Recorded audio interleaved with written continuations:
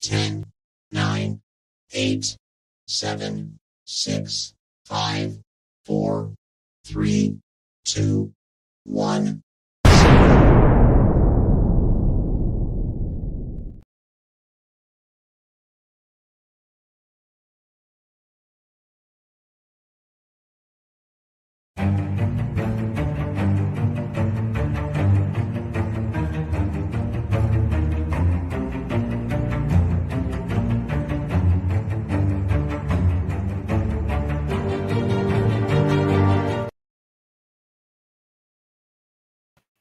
And we are live. Good evening, my friend. How are you, Kat? I'm wonderful, Jay. How are you? It's so amazing to have you here. I'm having a lovely day here in South Africa. Thank you. And I'm absolutely looking forward to our discussion on healthism today. Now, for those in the audience who are joining us maybe for the first time today, I'm going to read Kat's bio. She's an expert in her field and she's on a mission. Let me read her bio so that you can learn more about her. She's the founder and CEO of Compassionate Healing Services. She's a suicide prevention and complex trauma specialist, an accessible yoga and meditation teacher, master Reiki healer and spirit medium, fat activist, and a speaker. And we are so blessed to have you here this evening as we discuss this wonderful contemporary topic of healthism. Now, the first time I heard the term, I had to go and look in dictionary.com to make sure that I had the correct definition of what healthism is, because actually, when you read the term, you think it's something positive. But please enlighten the audience on what healthism really means.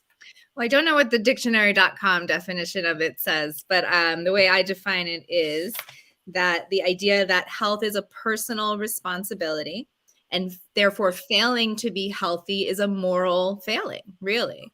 And most people think hear the word health and think it's a good thing, but just like any other ism, right? Whether it be ableism or sexism or racism, it's not a good thing. And in fact, just like all of those other things, has literally lethal consequences. So we're going to talk about that much more in depth today. I love that. And we often skim over these terms. I'm sure we've paged through magazines, seeing articles about it, but sometimes we're a little bit oblivious about what's happening in the psychological space, in the mental space that we maybe move in. So I find these topics that you bring to the fore very interesting and very educational. You're an expert in your field. And you mentioned a few topics that you want to discuss, relating a few points relating to this topic. So please take us away as we really look at the holistic factor of being healthy, not just, your body, but also mentally and spiritually. Yeah, well, I think there's two things that I want to accomplish here in this live. And one is to debunk the idea that health, that thin and healthy are synonymous, because we've been talking so much about that. When most people talk about their personal responsibility with health, it's about maintaining a certain body weight, right? Yes. And so we're gonna go more into detail, right, about how that has absolutely nothing to do with health. The pursuit of intentional weight loss is just that. It's the pursuit of intentional weight loss. It doesn't have anything to do with health. So we're gonna go into more about debunking that. And then if it's not about health, what is it about? Right? And again, the answers might surprise you and will hopefully concern you. Right? As they certainly have concerned me. So again, going back to that definition of healthism being health being a personal responsibility, therefore failing to be healthy would be a moral failing, right? That leads to a whole lot of negative consequences, right? It leads to bullying. It leads to discrimination in very real senses, but employment discrimination, healthcare discrimination, right? It leads to negative body image, and it leads to eating disorders. In and of itself, the act of dieting, the act of pursuing intentional weight loss is disordered eating. Yes. It can and often does then evolve into an eating disorder, right? Now, taking eating disorders as a whole category, it is the second deadliest of all known mental illnesses, second only to opioid addiction. right? Oh. So as a suicide prevention and complex trauma specialist, I would be remiss to not talk about the fact that eating disorders are a huge problem in our country. And the hugest, and I'm in the United States, I know you're in South Africa, the hugest problem is that they're glamorized. They're not, That's the especially they're glamorized. I mean, those with a lot of self-control, willpower, those who can follow these extremely restrictive eating plans and workout plans for, months, years, and even lifetimes are considered, the most elite among us. Right? As if they're a superior species and not incredibly privileged on all accounts, right? And, and a lot of people hate that word, and I think specific to this topic, people really hate the idea that they're privileged to be a certain, to look a certain way or have visible abs, right? Because there is hard work and dedication that goes behind that. I did that personally for 20 years. Right. I learned diet culture from a very young age, from my family, from my society, from the commercials around me. I then started actively dieting. It was really anorexia, but luckily evolved just into disordered eating when I was about 16.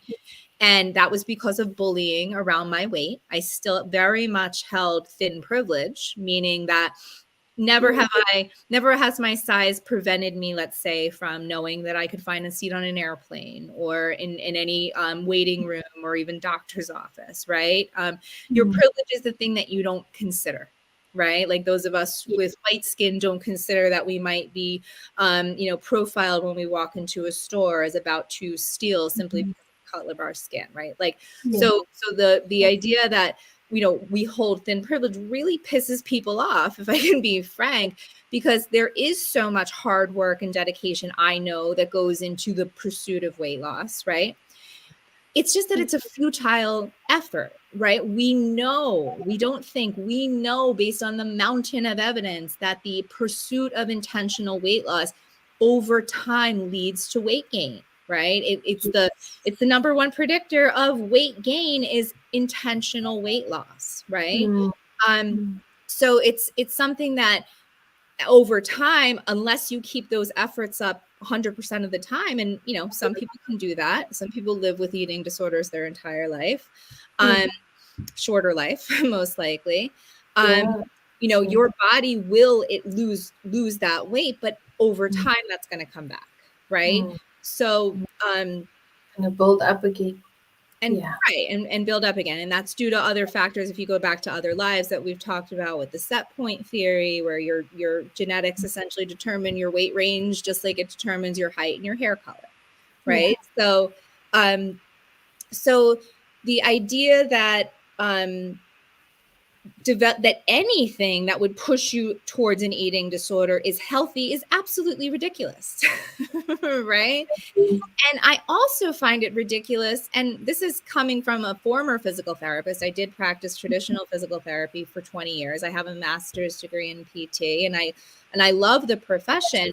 But the idea that we can separate physical and mental health is ridiculous to me. And I say that for two reasons, both of them personal. One, just having worked in those environments. The physical therapy that I did tended to be more in the acute rehab environments with people who've had strokes, severe accidents, amputations, really life-changing events.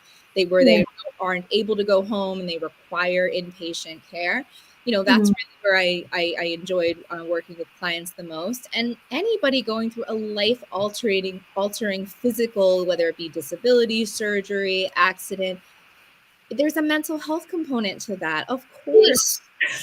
Right? Of course there is. There's grief, there's fear, there's anxiety, there's a whole host of things that come up, right?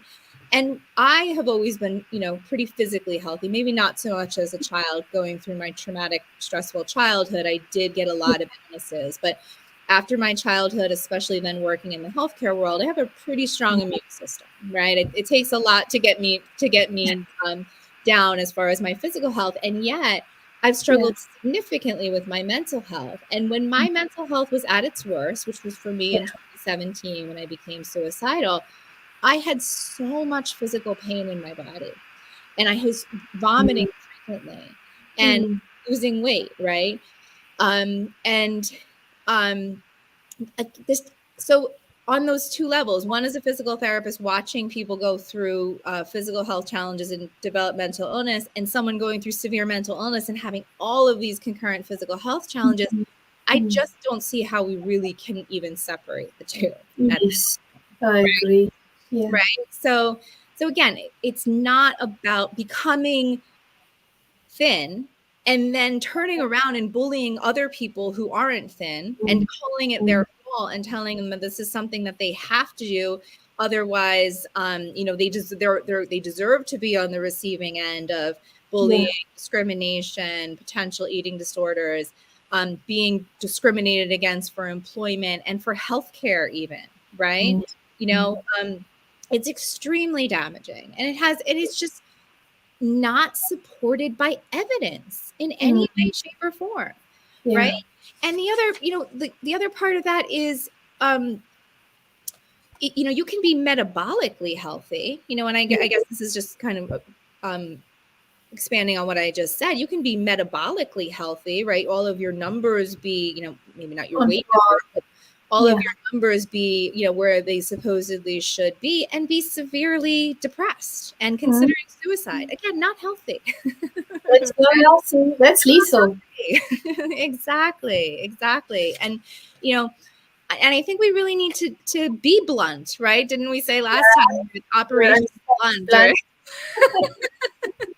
Because there is truly this this misnomer around health and what that really looks like and what that really feels like, right? And I would argue that the definition of true health is happiness.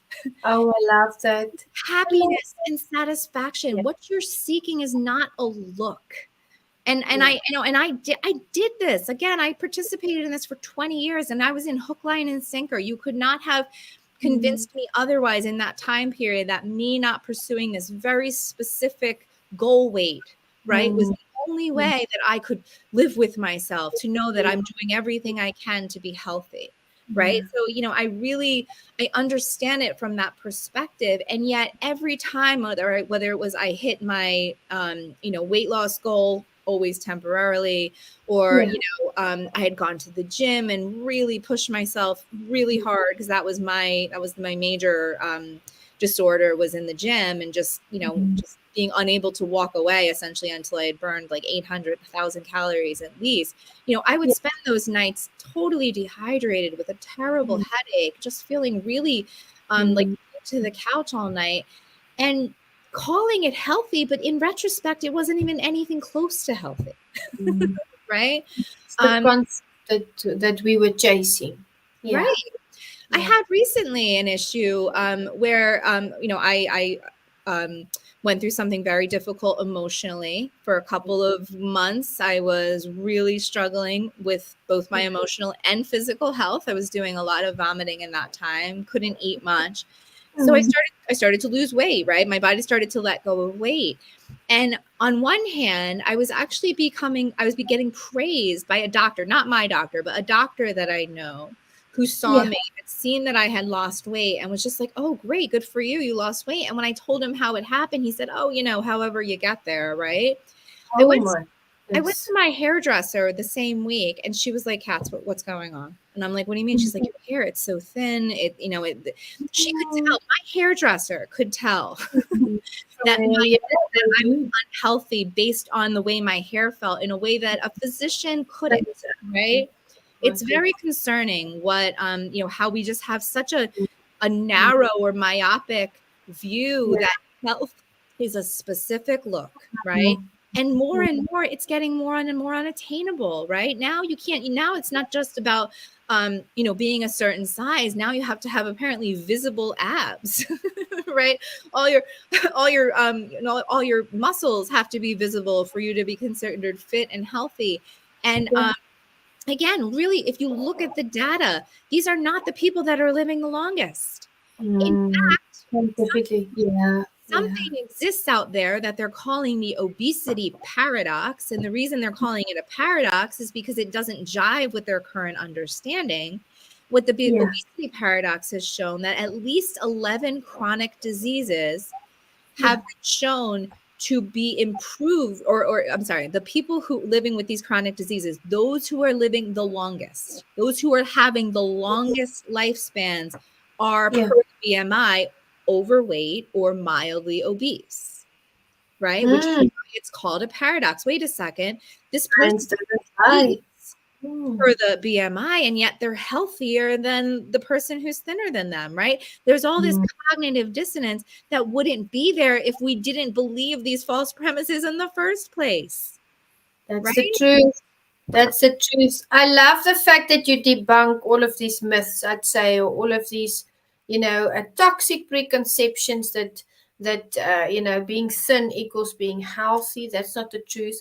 And what I like about your approach is you deconstruct the whole idea and then you reconstruct it by using your examples. And science is there for a reason. Science shows us, the difference between what we believe and what's really true. On using different. I think the phrase "science doesn't care about your opinions." I love that.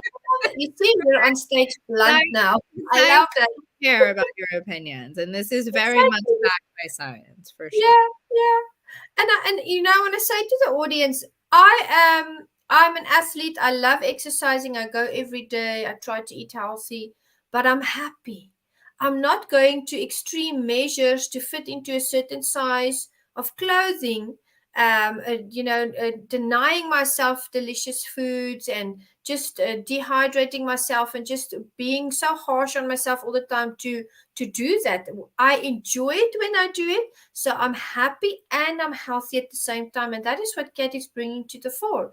You need to be happy and healthy, and I actually had a discussion twice this week about what does it mean to be successful, and my answer was, when I'm happy, I feel successful, because if I'm happy, I love training. If I'm happy, I love eating healthy food. If I'm happy, I'm not depressed. If I'm happy, then I feel successful because I have that courage and that tenacity to do my daily tasks. So it's very, very good that you bring all of this to the audience and to the fore, because we have been sociologically conditioned.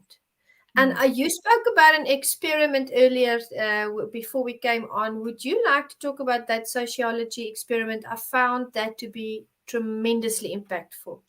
Absolutely. But if you don't mind, I'm going to save it toward the end. Is that okay? Oh, you may, of course. Yeah, there's a golden nugget on the way. Stay till the end. I'll tease it. Yeah, so it really is about debunking, as you said, this idea that that health is within our control. Really, I've said it in other lives. Health is a privilege. It's a privilege. It's a privilege both because of genetics, right? It's a privilege in the fact of what we call social determinants of health, right? Poverty levels, trauma levels, right? Access to food, access to healthy food. There are things known as food deserts. Those are areas in which there's no grocery stores, in a large mile radius, something like 50-mile radius, for people to even obtain fresh food, right? And then there's food swamps, right? Where the majority of the food available is fast food, right? Food that's, I'm not demonizing that food. No.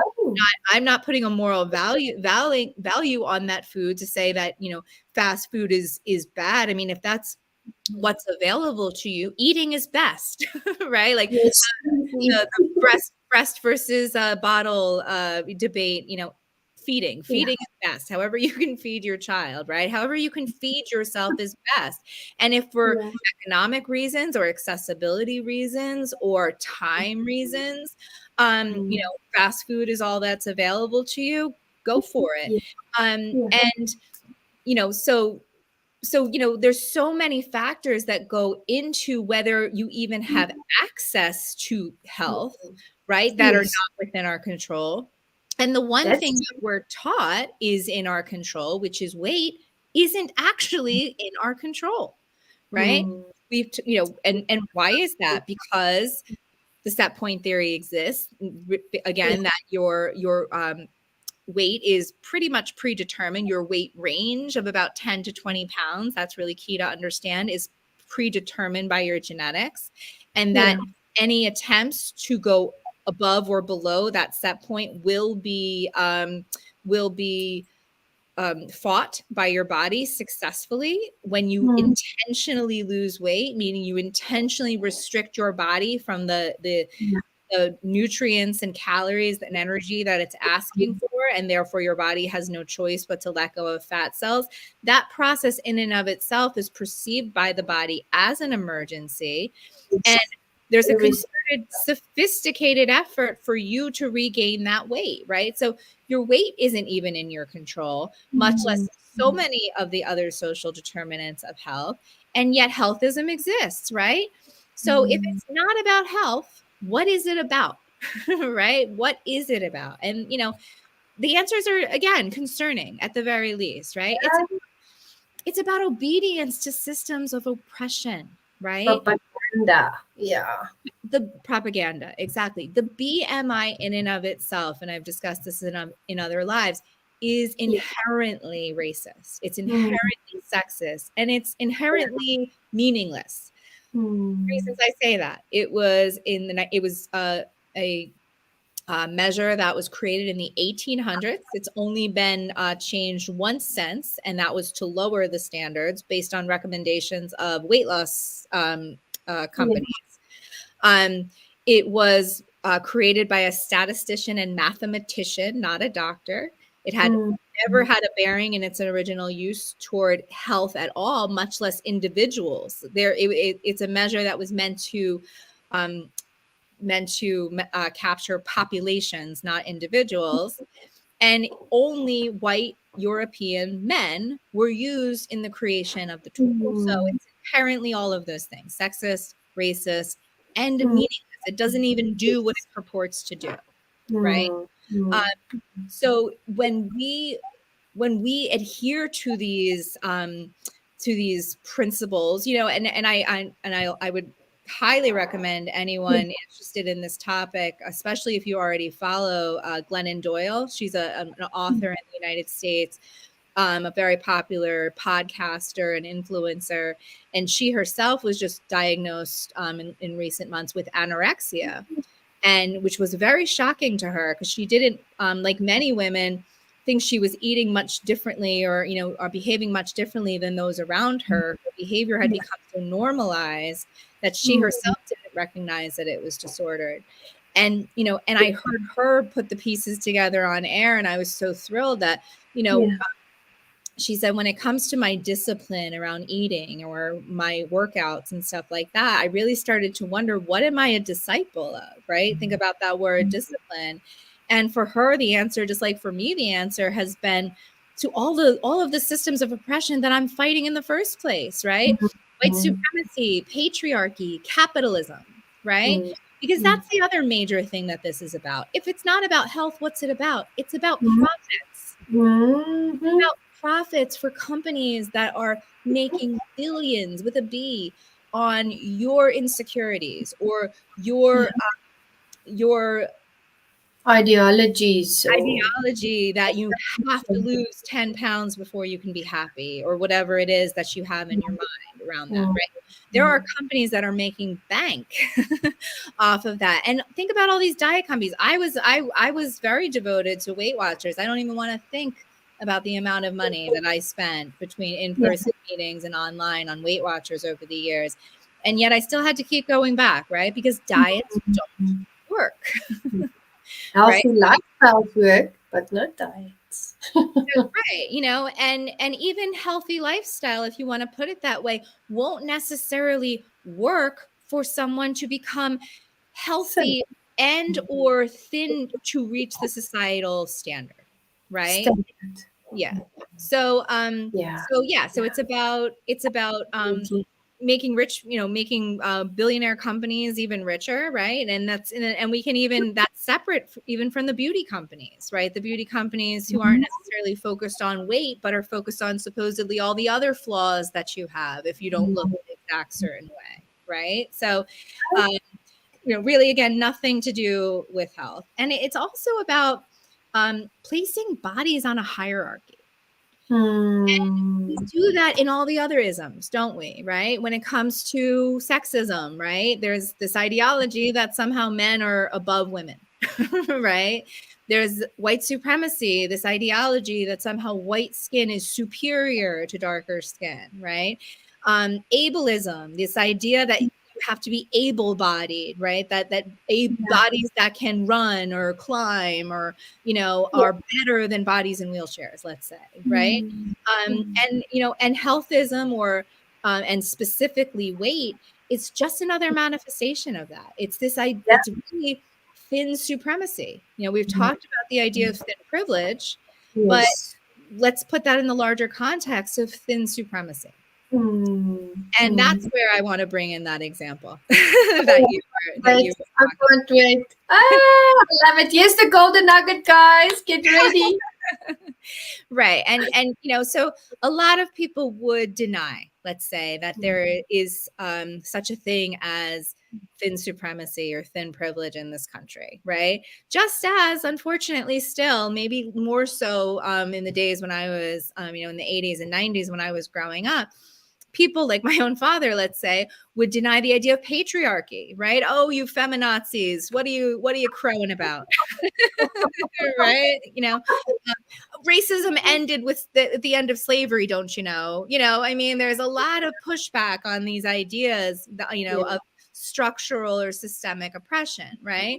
So as a combat to that, there's a sociologist named Jane Elliott, and I saw this back in probably in the 90s on the Oprah show, where she ran an experiment and she came into the mostly white audience, but not all. And her experiment essentially said, I think there was some sort of collar that was given to anyone with blue eyes. I have blue eyes, right? So anyone with blue eyes got this collar. And essentially the audience was told that the people with the collars weren't as smart or as good. And the experiment played out where, sure enough, people with brown eyes started treating the people with blue eyes differently. And there was a real discernible difference in the way that the people with blue eyes were being treated. Right at the end of the experiment, Jane Elliott made it obvious to the audience that this was a metaphor for racism. Right, where where physical traits are picked out arbitrarily, essentially, and and there is this idea of hierarchy, meaning one is better than the other, right? And at the end of that, she asked the audience distinctively, if you want to deny that white supremacy or racism exists in this country, then I want anyone who is white in this room to please stand up if you would trade places with any Black person in society. And not a single white person in that room stood up. Right. And I would certainly pose the same question to thin people or people who hold thin privilege. Would you trade places with a fat person in our society? And I promise you the answer would be no. And that's a really sad statement, because what it tells us, just like with white supremacy, is that there is a structure in this society that places thin people above fat people for reasons that are arbitrary, and I actually wouldn't even say they're arbitrary. It's quite calculated, actually. Right? Yeah. A lot of times people will say, when it comes to healthcare or education or even the criminal justice system, which are all a mess, by the way, in the United States, that I guess distracted myself. I'm so sorry. It is actually, to me, Kat, it works against the dignity of a human being, and it brings in that fear, that worry, that anxiety that you won't be accepted, that you don't fit in there, that you're not good enough, to move amongst others. All of these strategies that are used sociologically, I would say it's a psychological attack against people. It's a propaganda. It takes away that psychological safe space that we're supposed to have in society and in our workplaces, it's really condemning. And people want, our innate urge is to feel loved and accepted. And if we have to now measure up to certain standards, I mean, how can we, if we have different DNA, I mean, how many body types are there? There's so many body types. Not everyone is gonna have the same DNA. You've proved that with science. You've talked about the studies. We're not all designed the same way. So how can we only have one measure in society if we are also diverse and also unique and so beautiful? So it's really it's sad to see that there are people out there not living up to their full potential because they hold these fears of not being accepted. There's a lot of people out there that are holding back, and that's setting society back because they have talents and skills that they can use, but they don't feel that they are good enough. Absolutely. The brain fart I was having, excuse me, around those systems is not, they're not broken. They're actually working exactly as intended, right? Yes. And unfortunately, for malicious purposes that we've been touching on today, right? Yeah. It's not new for our society to place some at the top and others at the bottom, right? And it hurts all of us, right? Just like the BMI hurts thin patients as much as it hurts fat patients, just like patriarchy hurts men just as much as it hurts women. You know, this is absolutely yet just another manifestation of supremacy. Yes. And supremacy in all forms needs to be abolished, right? Because we are all absolutely one. I mean, you know, we can just go from the spiritual perspective. We are all one. We're not just equal, we're the same. Yeah. Right? Yeah. And, you know, and even if that's too esoteric for you, or you're not in that headspace, you alluded to it, you know, isn't this just about human dignity? Right? Yes. Isn't True. this about just allowing people to live and let live, and not put our own expectations on them as far as how they should look, what they should be eating, what they should be saying? That's not freedom for any of us, right? So yeah, it is a very deep topic, and I think the last thing I want to say about it, and this will probably bleed into next time, is, you know, so we, I hope, have debunked this idea that that intentional weight loss, becoming thin, is about health, right? So, you know, not true. And so if it's not about health, what is it about, right? And we've talked about a lot of those points too. And the other thing that, you know, and this is why it'll potentially go into next time, there is something that intentional weight loss does afford that's, quote, good in our, you know, at least to the person who's receiving it, and that's social validation, right? That's a clout in our society. There is a huge amount of praise and even admiration that is leveled at people who are actively losing weight, or who have gone from fatter to being in a bigger body to being in a smaller body. There's so much shaming around the opposite, right? If you have gained weight, you know, noticeably, there's a lot of commentary that could and often will come your way, not just from strangers, but often your own family members, right? And, you know, and that comes often, supposedly, from a place of concern for health. And yet everything we've talked about today has really debunked that, right? I promise you, it's not healthy to be on the receiving end of weight discrimination or weight stigma, right? Or bullying of any kind. It's all very, very damaging. And therefore has absolutely nothing to do with health. But, you know, to wrap up that point, at least for today, you know, the fact that so much validation, praise, clout, however you want to put it, comes with the pursuit of intentional weight loss, it does put people in a position where they might not say this out loud. Very few people might, but I'm, you know, Operation Blunt here. I do think we've set up a society where people would rather be dead than be fat. It's a horrible place to be. It's really effed up, right? Especially when and this is being all supposedly packaged in the, in terms of health, right? Let's really redefine what health means, right? If that's true, and it is in our society, it's a very complex and personal, in many cases personal topic, and yet there are so many societal implications that that we really need to talk about. No, I'm not in any way telling people to not, from this point on, for themselves, make the choice of pursuing intentional weight loss. I'm just asking you to do it with more honesty, right? Yes. Around whether the process can or work long term. The answer is no. So it's something that you're going to have to be doing pretty much the rest of your life in order to maintain it.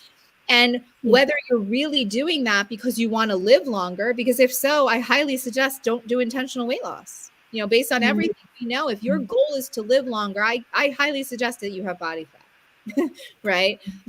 And that you really look into what I'm talking about. But if your goal is to be thin and get that social clout and get that recognition and admiration that comes with it, that's your choice. But please don't turn around and then bully others who choose who make a difference, right? So I think this is about bringing more consciousness to one's actions, no matter what those actions are, but on a much larger level, for me anyway, really just debunking the myths around it that are still so prevalent that it's within the recommendations of the American Medical Association for the use of the BMI and to lose weight intention. That's what my petition aims to change. So so another great discussion about a piece of this, but there's so many topics related to this, and we'll continue our discussions around them. Absolutely. I love hearing you, just putting it out there, discussing each concept, weaving it together for the audience. We are learning so much from you. Thank you for your expertise.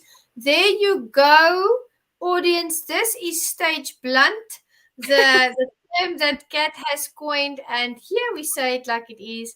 And I'm glad about it, because I think we've reached a place, if we look at the mental space, the psychological space where most people are at during the things that they go through, we have to do something. We have to start really, addressing the good stuff, the real stuff, and stop sugarcoating things. So I appreciate that about you, Kat. You say it like it is, and you're doing it all with a heart of love and compassion for everyone's health out there.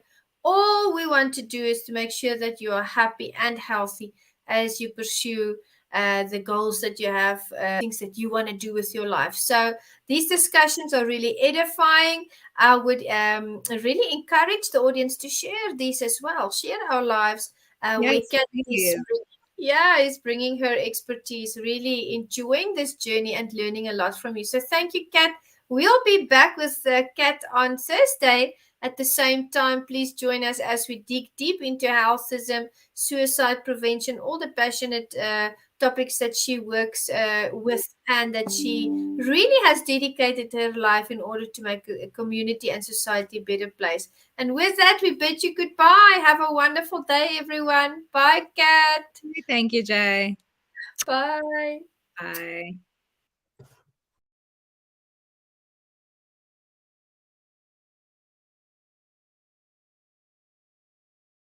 Hi, my name is Jose Escobar, and I'm the founder and CEO of the Connected Leaders Academy.